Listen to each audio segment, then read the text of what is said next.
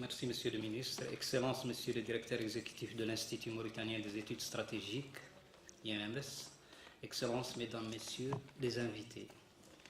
Je voudrais tout d'abord saisir l'occasion qui m'est offerte devant cette auguste tribune pour vous remercier de m'avoir donné l'opportunité de parler d'un sujet d'actualité, la coopération dans ses dimensions régionales et internationales en matière de lutte contre le terrorisme, qui constitue en fait une préoccupation majeure pour la région et pour la communauté internationale tout entière.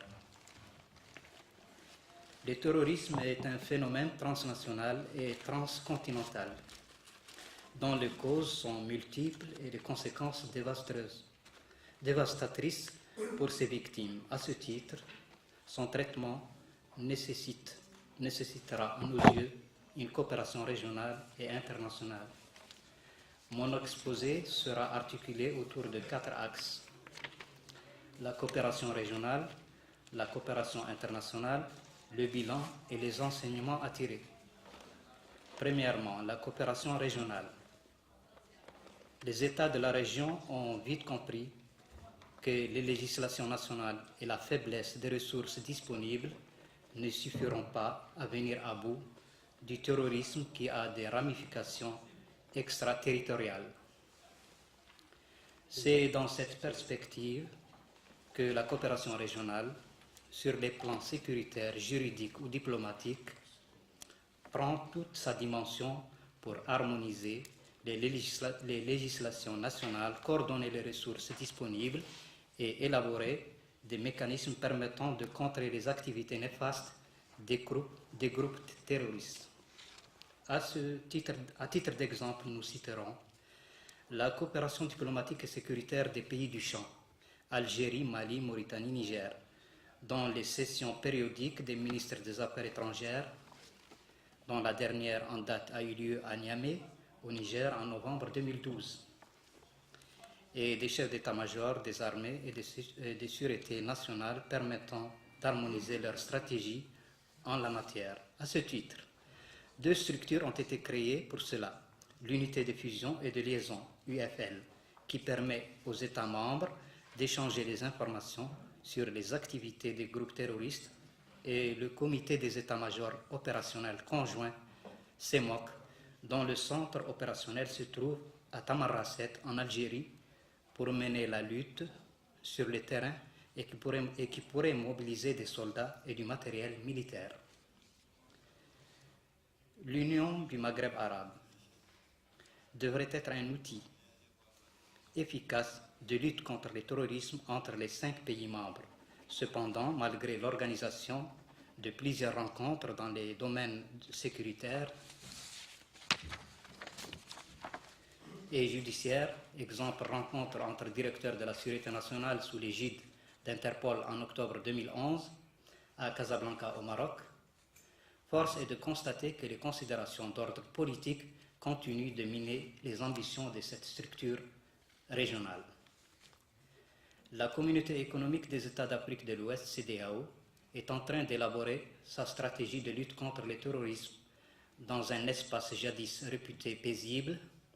Elle a déjà mis en place, dès 1990, une force opérationnelle devenue permanente en 1999, l'ECOMOG, qui est intervenue dans plusieurs pays de la sous-région, Libéria, Sierra Leone, Côte d'Ivoire, Guinée-Bissau, etc., et qui compose aujourd'hui l'ossature militaire au nord du Mali. La Convention d'entraide judiciaire et d'extradition contre le terrorisme entre pays francophones d'Afrique, signée en 2008 à Rabat, au Maroc.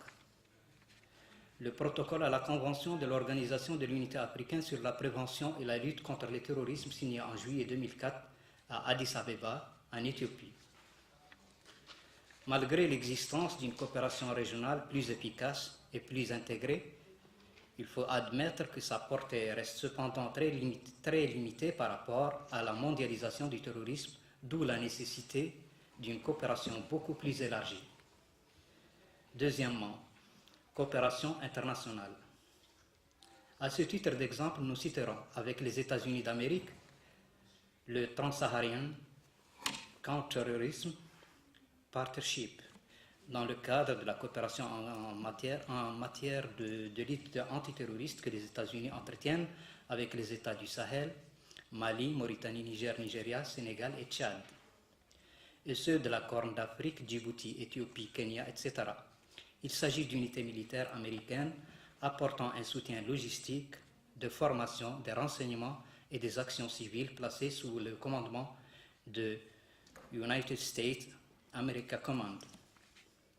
Le terrorisme finance, ou le terrorisme finance tracking program, qui est une coopération internationale dans le secteur financier permettant aux banques de geler les comptes appartenant aux groupes terroristes. Avec l'Europe, le Forum global de lutte contre le terrorisme, FGLT, qui est un outil de coopération entre les pays du Sahel et des partenaires extra-régionaux. Des rencontres ont eu lieu à Alger, en Algérie en septembre 2011, à Bruxelles, en Belgique en décembre également 2011, et à Abuja, au Nigeria, en décembre de la même année. Ou plutôt en 2012, je m'excuse, sur le blanchiment et le financement de l'argent par des groupes terroristes, L'opération Active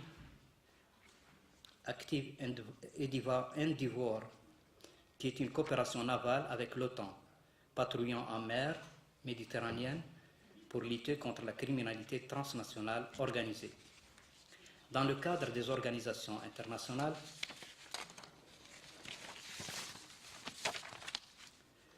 la résolution 1373-2001 du Conseil de sécurité des Nations Unies, adoptée en septembre 2011, qui criminalise le terrorisme. D'ailleurs, ce dernier a créé 3 comités pour lutter contre le terrorisme, le comité des sanctions contre Al-Qaïda et les talibans, le comité contre le terrorisme et le comité sur la non-prolifération des armes de destruction massive.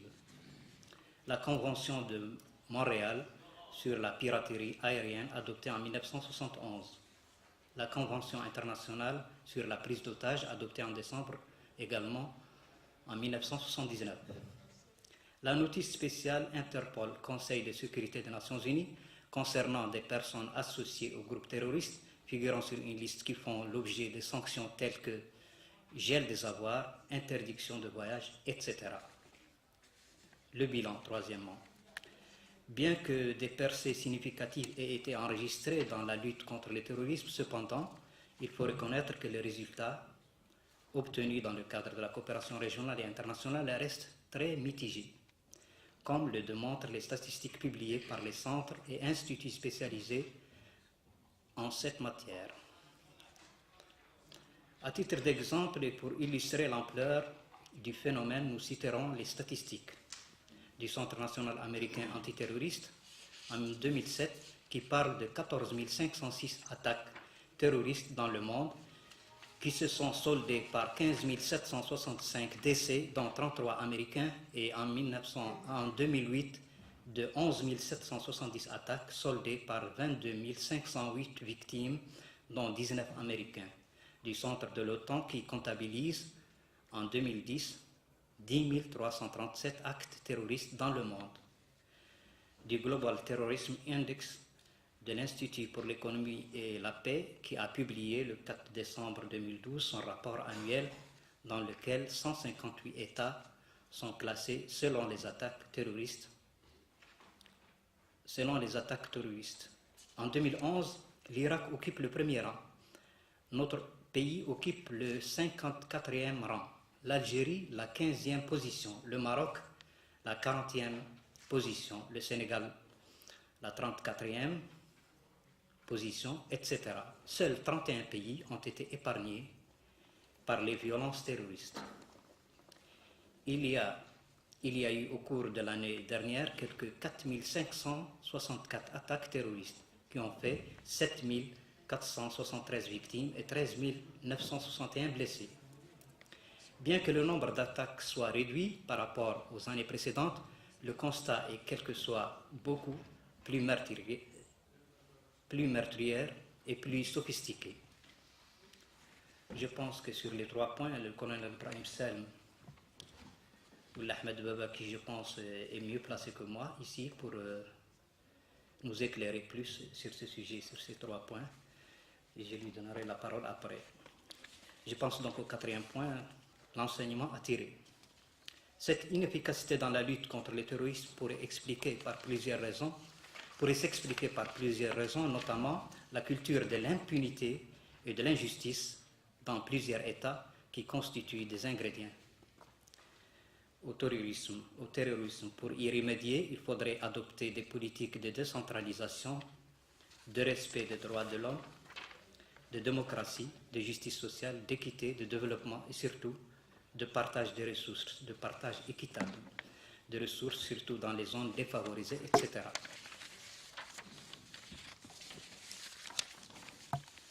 La question de la souveraineté nationale, en effet, beaucoup d'États restent très réticents quant à la question d'abandonner une partie de la souveraineté nationale à des organisations régionales ou internationales. La prolifération effrénée des armes de toutes sortes et de tout calibre dans le monde qui atterrissent le plus souvent entre les mains des personnes dangereuses. Exemple, la tuerie de l'école élémentaire de Newtown dans le Connecticut aux États-Unis le 14 décembre dernier. Donc c'est très récent. L'absence d'un consensus universel sur la notion du terrorisme par certains États pensent c'est un droit à la résistance, à l'oppression. Exemple, l'OLP, Hezbollah au Liban, etc. Contrairement à d'autres qui y voient des activités subversives. Le non-respect des accords et résolutions liés au terrorisme, dû aux pressions politiques, économiques et diplomatiques exercées sur certains États pour refuser de s'associer à une politique antiterroriste très visible. L'absence d'un guichet international unique pour la collecte des données sur les activités des groupes terroristes qui coordonnent le travail fait par les multiples centres existants dans le monde, OTAN à Bruxelles, Interpol à Lyon, Centre africain d'études et de recherche sur le terrorisme à Addis Abeba, Scotland Yard à Londres, FBI, CIA à Washington, etc. L'existence anarchique et pléthorique d'organisations, instituts et forums internationaux se réclamant dans la lutte contre le terrorisme, d'où la nécessité d'une coordination efficace au plan international. Les nouvelles technologies de l'information et de la communication permettent aux groupes terroristes l'accès à des informations parfois classifiées et de propager leurs idéologies, propagande et mensonges, et messages à l'opinion publique, vidéos des otages capturés, d'où l'urgente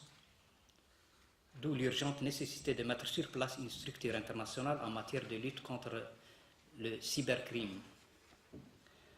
La lenteur de l'assistance internationale pour venir aux aides aux États victimes d'actes terroristes, dont certains sont considérés géopolitiquement peu fréquentables. Exemple, Somalie, Mali. La communauté internationale traîne les pieds à les soutenir pour se débarrasser des groupes terroristes qui font la loi sur une bonne partie de leur territoire.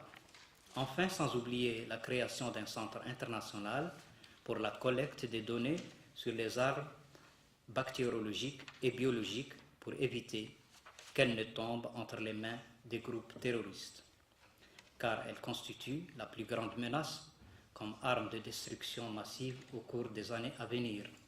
En conclusion, je dirais que bien que le risque zéro soit une fiction, cependant, il y a possibilité de réduire sensiblement le nombre de victimes et pour cela, il faudrait qu'il y ait plus de justice sociale, du rejet de l'exclusion, de la répartition équitable des ressources, de la bonne gouvernance, de la démocratie, du respect des droits de l'homme et humain sur Terre. Bref, que l'être humain soit placé là où il se trouve, à tous les niveaux, au cœur du développement économique et social, au plan étatique et mondial,